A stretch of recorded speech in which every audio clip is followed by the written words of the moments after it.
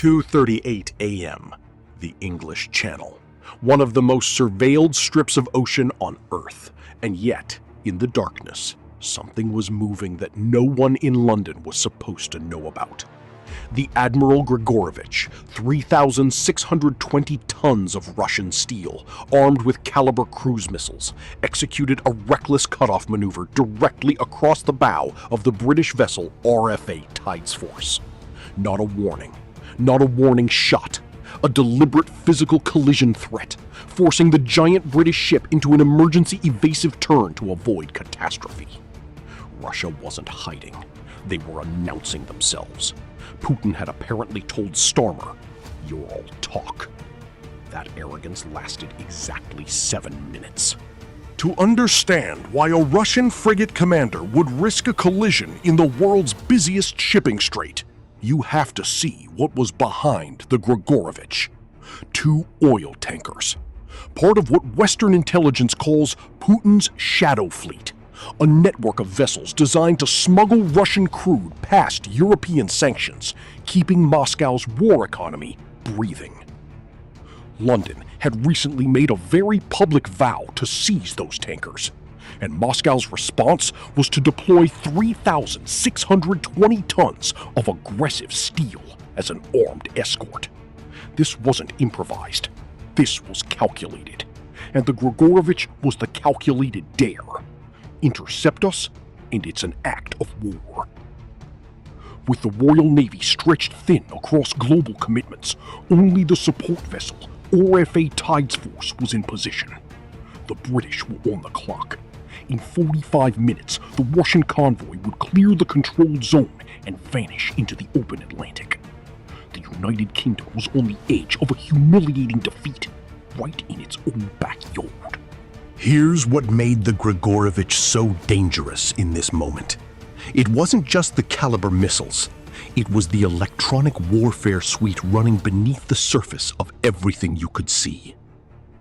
The frigate moved with its navigation lights blazing, openly, defiantly, while simultaneously activating a sophisticated AIS spoofing system. AIS is the global ship tracking protocol. Every commercial vessel broadcasts its position. The Grigorovich used this against the Alliance, flooding regional radar screens with a matrix of phantom civilian ships.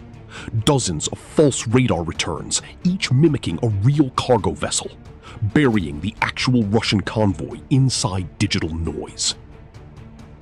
2:45 a.m. The deception escalated. The frigate launched 10 active radar decoys, sophisticated devices that each simulated the radar cross-section of a 4,000-ton warship. On international radar screens, the 3-ship Russian convoy became 12 identical bright contacts, weaving in an interlaced pattern specifically designed to paralyze an adversary's targeting decisions. Which contact is real? You have seconds to decide, and in those seconds, the oil tankers slip past. This was a masterclass in electronic deception, crude by 21st century standards, but brutally effective against any force not equipped to see through it. The Russian commandos were supreme. What the Russian command didn't know, what they couldn't know, was that the trap had already been set before the Grigorovich ever left the Yantar shipyard. U.S. satellite intelligence systems and the British underwater sensor network had tracked every electronic trace of the fleet from the moment it departed port. Moscow was sailing into a corridor of sensors they couldn't see and couldn't imagine. Above, flying in the stratosphere, was Northrop Grumman's MQ-4C Triton, the U.S. Navy's high-altitude surveillance drone. Its long-range infrared sensor array doesn't look for radar returns, it hunts for thermal signatures. The massive heat output from the Grigorovich's engines, the warm water wake of the tanker's propellers. Things that radar decoys, which are cold, mechanical, engineless, cannot replicate. Simultaneously, low-altitude assets activated synthetic aperture radar, a system that doesn't send a single radar pulse and read what bounces back. It fires thousands of pulses and computationally reconstructs a high-resolution 3D model of every object on the water surface. The multispectral smokescreen the Grigorovich deployed, SAR penetrates it like it isn't there. All of this data, infrared maps, 3D radar reconstruction, acoustic signatures, fused in real time across the Link 16 tactical network. On the Alliance tactical screen, 10 Russian decoys appeared as hollow digital ghosts. The real ships glowed. Russia's entire deception operation had been completely transparent to a network of sensors they never knew were watching. Without firing a single weapon, the US and UK had already won the intelligence battle. The Russians were exposed. They just didn't know it yet. From the Russian enclave of Kaliningrad, 2 Su-30SM multi-role fighters entered international airspace. The lead jet targeted a British Eurofighter Typhoon from RAF Coningsby, executing a sharp brake turn at high G, slicing across the Typhoon's flight path, deliberately blasting jet wash into the British aircraft's air intake. A Soviet-era intimidation tactic designed to cause catastrophic engine failure and force a retreat. The British pilot didn't flinch. He maintained level flight and activated the BAE Systems Striker II digital helmet, a system where pilot and weapon are fused into one. Wherever the pilot's eyes look, the missile locks. The Leonardo Captor AESA radar activated burn-through mode, concentrating electromagnetic energy into a beam that punched straight through the Su-30's electronic jamming systems. The Russian pilot's cockpit suddenly screamed a locked warning from a 90-degree angle he hadn't thought possible. The MBDA Meteor Beyond Visual Range missile with a no-escape zone 3 times larger than any Russian equivalent had already confirmed target lock. Russia's pilot realized their technology was a generation behind. He broke off. Layer 2, the Deep, 3:02 a.m. A week earlier, a Russian Kilo-class submarine, nicknamed the Oceanic Black Hole for its near-silent diesel-electric propulsion, had slipped quietly out of Baltijsk. It traveled at minimum speed beneath the noise floor of civilian cargo ships, masking itself in the acoustic clutter of merchant traffic. Its mission? Position for an underwater ambush and deploy acoustic decoys, mimicking a U.S. Virginia-class submarine, forcing Alliance sonar operators to chase phantoms, while the real Kilo prepared to strike surface ships. It hadn't worked for 48 hours. The USS Virginia, a U.S. fast attack submarine, had been tailing the Kilo since it passed through the Skagerrak Strait. A Boeing P-8 Poseidon aircraft then deployed a network of multi-static sonobuoys. Imagine an underwater laser grid. Instead of listening for the Kilo's sound, these sensors tracked how its massive steel hull interrupted sound pulses transmitted between buoys. The submarine became a moving black silhouette in an illuminated digital net. The Kilo had nowhere to hide. Its commander, realizing the trap, ordered an emergency deep dive. The black hole was expelled from its hiding place and forced into retreat. Layer 3, Electronic Warfare, 3:15 a.m. The Admiral Grigorovich activated its TK-255 electronic warfare system, coordinating with a Vishnya-class signals reconnaissance ship lurking nearby. Together, they created an electromagnetic vice, a high-powered jamming assault designed to overwrite every US and British communication frequency in the area. Their objective?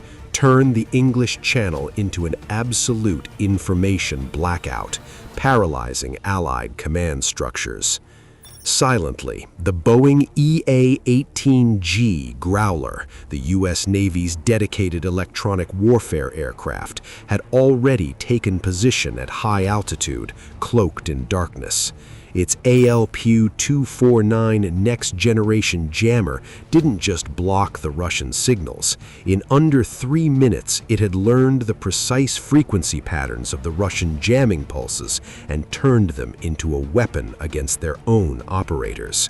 The Growler used the Russian jamming beams as carrier waves, injecting streams of corrupted data and false combat information directly back into the Russian command network. Every Russian screen suddenly filled with phantom threats and misleading coordinates generated by their own hardware. To prevent permanent server crashes, Russian operators were forced to shut down all electronic warfare equipment. The hunters went blind. 3:25 a.m. With the Russian fleet's sensors neutralized and its command network paralyzed, the Growler delivered one final message. The ALQ-249 transmitted a high-intensity, narrow-band signal directly into the combat systems of the Admiral Grigorovich. The signal triggered a digital phantom. Inside the pitch-black Combat Information Center, every alarm and missile warning receiver erupted simultaneously. Screens filled with incoming fire solutions, dozens of anti-ship missiles seconds from impact. Russian sailors scrambled to their damage control stations. The Grigorovich's own defense systems began firing countermeasures into empty water. There were no missiles. There were no threats. There was only the Alliance's absolute psychological dominance, delivered through the Russians' own disabled hardware. And amid the electronic chaos, a quiet signal arrived in the Russian command center. Not a weapon, a message. Hello, we see you very clearly, even when you think you've vanished. The mission collapsed. Not from a missile, not from a gun, from complete psychological disintegration. By dawn, Russia's state media ran triumphant headlines about a heroic breakthrough of the Western blockade, a half-truth carefully spun to salvage the Kremlin's image. The reality on the water was different. Stripped of all electronic warfare and navigational capabilities, the Admiral Grigorovich and the 2 oil tankers reduced speed to a crawl. They broke formation. They moved silently, no longer predators, but shuffling like prisoners being escorted through the waters, under the shadow of American and British targeting systems, monitored by every sensor of the Alliance, from the ocean floor to the stratosphere, until they were expelled from the area like defeated remnants. What did Russia actually lose here? Not just the mission, not just the oil tanker's escort. They lost doctrine. The assumption that electronic deception, acoustic stealth, and aggressive physical intimidation could still carve space inside a network-centric alliance, that assumption was invalidated in a single night. Putin brought a 20th century remote control to a battle against a 21st century global operating system. In these waters, the US and the UK aren't playing Russia's game. They've redefined the entire game. When you challenge a force that can see through your smokescreens, hear across your oceans, and turn your own weapons into instruments of your own confusion, you're not an opponent. You're a data point. Now, Russia knows its Kilo-class submarines have been acoustically fingerprinted. Every time one leaves port, the Alliance already knows its signature. The real question is, what happens when Russia launches its next Shadow Fleet convoy, and this time, it doesn't retreat? Drop a comment.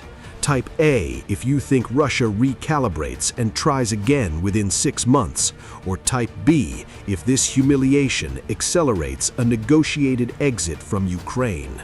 Let's see where this community lands.